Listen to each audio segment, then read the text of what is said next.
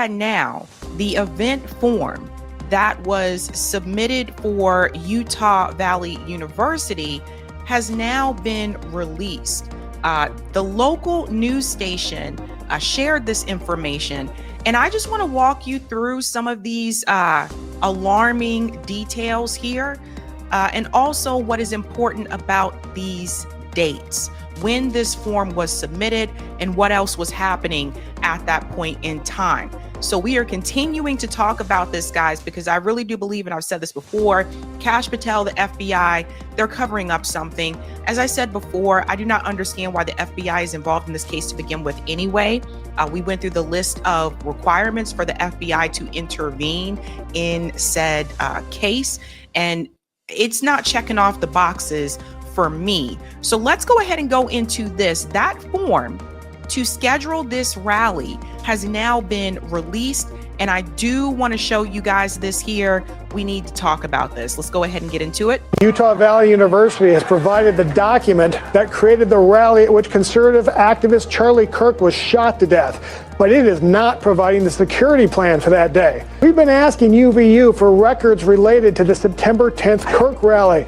After about 6 weeks, this is the first record provided. It's the application submitted mid-July by the UVU chapter of Kirk's Turning Point USA. Pause. Okay, the application for this event, for this rally that Charlie Kirk spoke at before he was killed, was submitted in mid-July. Now hold on to that date for just a second, that date range, because there was something else that happened mid-July. So, is it standard to submit these applications for college events? Absolutely. Even if you are an internal organization, a campus organization, you still have to complete a form about your event. Now, usually on these forms, it will ask you a couple of questions. How many people are expected to attend the event? That's a big one. And also, whether or not you will provide, or you need it provided, security detail, if you need security. Now, we'll go ahead and say this. Typically with college events that are over a certain amount of people, sometimes 50, sometimes 100, that is required that you have security detail. It is also interesting to me that, considering the fact that Charlie Kirk was a public figure, I feel like that should have been implied anyway. For example, when Ben Shapiro came to Boston University, when I was still at BU and I was still working there, when he came to Boston University, there was security provided. So as an academic advisor, I have hosted multiple events for students because that was a part of my job. So I'm used to completing these forms. I know what the requirements are.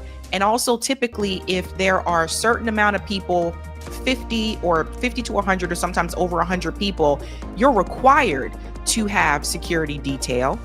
If it's a public figure, it's required that the university has to provide some type of security detail.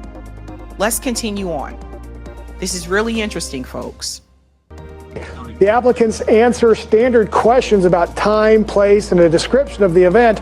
However, we noticed there is one question not asked on the form: whether organizers need any police protection. That's a standard inquiry at, for example, University of Utah events. Pause. Let's go back and look at that form. He is telling you that that is a standard. It's a standard at the Utah Valley University events. And you can see it here: police security, no or yes. Let's go back and hear what he said exactly again, just one more time. And I'll put the captions on here as well. The applicants answer standard questions about time, place, and a description of the event. However, we noticed there is one question not asked on the form: whether organizers need any police protection. He is saying that question, according to the application that they have received, did not have that question on the form. Does everybody hear this? That with this particular event, this reporter is saying that the police protection question was not on the application form. That is unusual.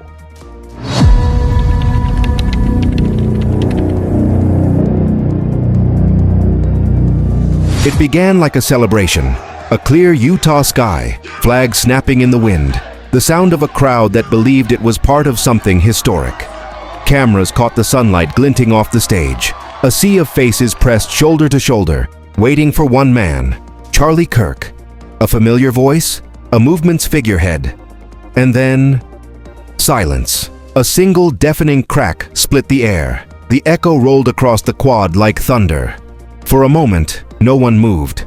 Then chaos, screams tore through the crowd. People dropped to the ground, searching for cover that didn't exist.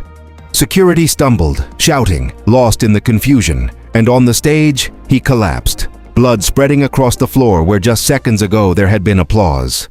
12:23 p.m. One shot. One decision that shattered an entire movement. And as sirens screamed toward campus, one truth began to surface, that what happened here may not have been a failure of chance, but a failure of intent. Because the real story of this day, the missing security, the unanswered questions, and the choices made long before that shot rang out, is far more calculated than anyone first believed. Before we unravel the evidence, I want to hear from you. Where are you watching from right now? And when you hear this, what's the first question that comes to mind? Tell us in the comments below, because as you'll see, the deeper we go, the more this story stops feeling like an accident and starts feeling like something else entirely. Charlie Kirk, a name that stirs strong reactions across the country. To some, he's a voice for free speech. To others, a provocateur who thrives on confrontation. He's the founder of Turning Point USA, the conservative youth organization that's built a loyal, nationwide following on college campuses. And on that September afternoon, his American comeback tour brought him to Utah Valley University, a sprawling campus in Orem, Utah, known more for its quiet mountains than for controversy. 3,000 people packed the outdoor amphitheater that day. Students, parents, and activists, shoulder to shoulder beneath a white tent. The air was tense, but expectant. Security seemed light. A few officers near the stage, plainclothes staff in the crowd. No metal detectors, no bag checks, just open space and open access. That alone was unusual. Because for a national figure with a history of protests shadowing his events, this kind of setup was a gamble. Especially on a campus that had already seen petitions to cancel his appearance, debates about his presence, and warnings of possible unrest.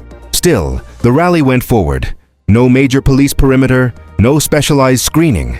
Just optimism, speeches, and a sense that, at least for the moment, everything was under control.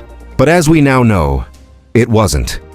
And the question that's haunted every report since that day is the one that still lingers here. Was the security simply insufficient? Or was it left that way on purpose? The story of that day begins months before the crowd gathered. In mid-July, the UVU chapter of Turning Point USA filed their event application. It listed the time, the place, and a description of the rally. But one detail stood out, or rather, what was missing. There was no question on the form about requesting police protection. No requirement to outline security measures. For an organization hosting a high-profile national figure, this omission would later raise serious questions. Fast forward to September 10th. The amphitheater-style outdoor venue was alive with anticipation. Students packed in beneath a pop-up canopy, cameras rolling, phones raised, waiting for Kirk's speech. Everything seemed orderly. Until 12:23 p.m. Then a single shot rang out. Charlie Kirk was struck in the neck. Chaos erupted. Screams, running feet, the sudden awareness that this was not a drill. What had been a political rally was now a crime scene.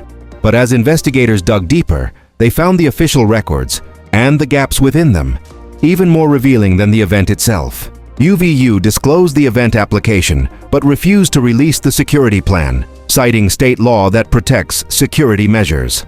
At the rally, only 6 uniformed officers were visible. Plainclothes personnel moved quietly through the crowd, but there were no metal detectors, no bag checks, no airport-style screening.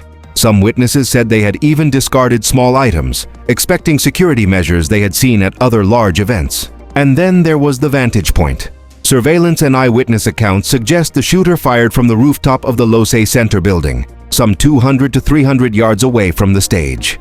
A location that, under standard threat assessment procedures, should have been identified as a potential risk. More contradictions emerged. Why did the standard event application omit a question about police protection? Why was an outdoor venue surrounded by accessible rooftops not flagged as a serious risk? a classic sniper threat scenario in security planning. And why, despite TPUSA's history of high-profile events with layered security, did this setup appear so inadequate? Insiders later described it bluntly: incompetent given the stakes. Surveillance footage exists, the security plan exists, but much of it remains withheld from public view. And every gap, every unanswered question only deepens the mystery. Was this merely oversight, or something far more calculated? Looking at the timeline and the layout of the event, one detail becomes chillingly clear. The vantage point from the rooftop was not random. Affidavits and surveillance reports suggest the shooter's position was observed in advance. Opportunistic, yes, but arguably planned with precision. Procedurally, this should have been preventable. For a high-profile outdoor event on a university campus with over 3,000 attendees, standard protocol is well established. Bag screening, metal detectors, perimeter control, rooftop surveillance, coordination with local and state law enforcement. None of it, according to witnesses and experts, was in place that day.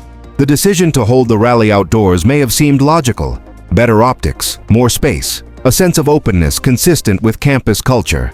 But former law enforcement officers warn that open-air events inherently carry greater risk. They are far harder to secure, more difficult to control, and exponentially more vulnerable to unexpected threats.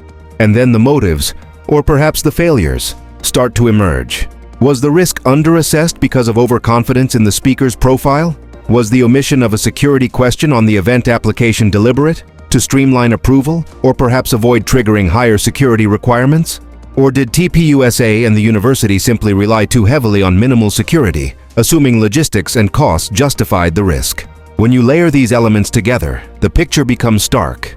A vulnerable venue, insufficient threat assessment, minimal security protocols. The stage was effectively set for a catastrophic outcome. Not by accident, but by a combination of misjudgment, oversight, and systemic failures that should have been obvious to anyone trained to see them. The tragedy, in hindsight, was built into the blueprint, and understanding how and why it unfolded requires looking past the chaos of that day, into the decisions, the omissions, and the blind spots that made it all possible. As investigators dug into the footage, a chilling detail emerged. Video and documents place someone on the roof before the event even began. Shortly before noon, around 11:50 a.m., surveillance shows a suspect walking across campus, entering a tunnel, and then ascending to the rooftop. Not wandering, not accidental, deliberate. And then another layer of shock. After the shooting, a TPUSA operative is captured on video tampering with memory cards and moving Kirk's chair on the stage. Evidence manipulation, interference, actions that can't easily be explained as coincidence. Taken together, these moments change everything. This was no simple security oversight. No one got lucky. Someone may have had foreknowledge. Someone may have orchestrated both the pre-event positioning and post-event scene. The questions become unavoidable. Who had access? Who had the motive? Who could have acted? And why? Because if these details are accurate, then this case is not just about a tragic shooting at a campus rally. It's about a carefully layered puzzle, a web of opportunity, negligence, and possibly intent. And until those layers are fully revealed, the truth remains tantalizingly and dangerously out of reach. This isn't just about a single shooting at a campus rally. It's a moment that exposes the collision of free speech, campus safety, political polarization, and institutional decision-making. A high-profile figure enters a public space, and suddenly, every choice, every oversight, every assumed procedure can have life or death consequences. At a deeper level, the story asks us to consider a larger truth. When power, whether political activism, campus branding, or the spectacle of mass events, meets vulnerability, the inconvenient realities of risk can be buried for the sake of convenience. And when that happens, truth can vanish as easily as evidence can be moved, or memories can fade. This isn't just about one person. It's about how fragile accountability becomes when those in control decide what gets exposed and what gets hidden. The moral tension is clear. Should universities treat controversial speakers like routine events, or recognize the real and heightened risk they carry? Because when institutions choose routine over caution, lives can be lost. In a nation where political violence is increasingly part of the landscape, this incident forces a stark question. Are we truly doing enough to ensure that public discourse doesn't spiral into tragedy? And if not, who will answer for the consequences? We've traced the story from the moment the shot rang out to the backdrop of the rally, through the lapses in security, the unsettling evidence of pre-event positioning, and even possible post-event tampering. We've seen how decisions, or omissions, turned what should have been a controlled event into a tragedy. And yet, questions remain. Who specifically was on that rooftop before the event began? What internal choices led to the omission of critical security safeguards? Will the full security plan ever be disclosed? Or will key details remain hidden behind institutional walls? For Charlie Kirk's family, for the students who witnessed horror unfold in real time, and for those who arrived expecting a debate but found a nightmare, the human toll is immense. This is a moment to honor the victim, to demand accountability from those responsible, and to recognize the vital importance of truth. What do you think really happened here? Was someone planning this in advance? Was it a catastrophic failure of security? Or something far more deliberate? Share your thoughts and theories in the comments below, and tell us where you're watching from. And don't forget to subscribe for more investigative dives into cases like this one.